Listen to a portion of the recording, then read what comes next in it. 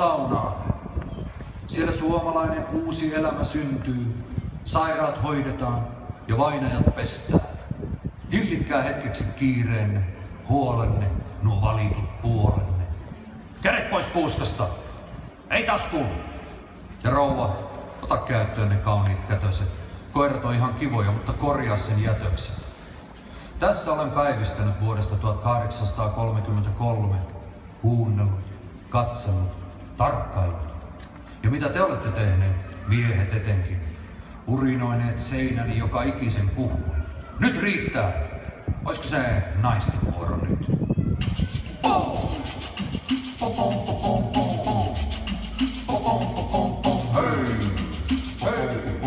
Hei!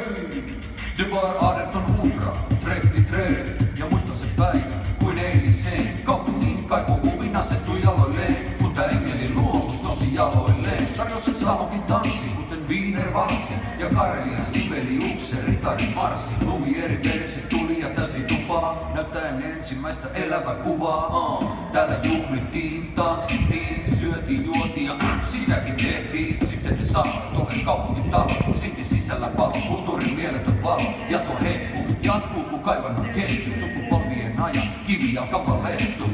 Ja kun turisti oli paikkaa, niin kysy, kertokaa, et seuraava huone aina vahvana pysyy. Tää menee tuohon torin laidalle, Iso Nikolai. Siellä on saarnattu, saarpäällä on dallattu, järveltkusi siellä, uskontoa ja anarkiaa. Itsekin tykitti niin, ettei jättänyt muille sanan sijaa. Ei mitään, ja koko leijonan kortteli. Ihmiset, te voitte lähteä, me pysytään täällä aina. Meillä on muutenkin aina puuteajasta hirveä hoppu. Niin kuin olisi joku hätä. Metronkin juoksitte, vaikka seuraava menee 3 minuutin päästä. Ihmiset, mihin aina on kiire? Minun näkökulmasta tuo on naurettava piirre. Rahan perässä juoksette päiviä öitä. Puolivuotella kadutte, teitte liikaa töitä. Herra siinä hieman nokissa otti. Taisi osuutta upota, johon tokissa potki. Nyt hiljaa mäessä, tarvii huutaa aina. Hidastakaa hieman, huuta paina. Ja kolmas pyhän kolminaisuuden kirkolle. Itse Trinity, hei. Ja yliopiston biblioteekki. Sivistyksemme mahtavin minareetti. Ja totta kai observatorio, tähtitornin mäki. Katsele avaruuteen, hei. Kartin kasarmi, merikasarmi, senaatin talo, koeta jaksaa. Ja totta kai toveri Paasitorni. Ja kaikki muut, Aallon, Saarisen, Dahlströmin, Kaloniuksen luovukset. Jopa Kesäranta on siellä ollut isäntää. Ja koko ajan vaan huononee.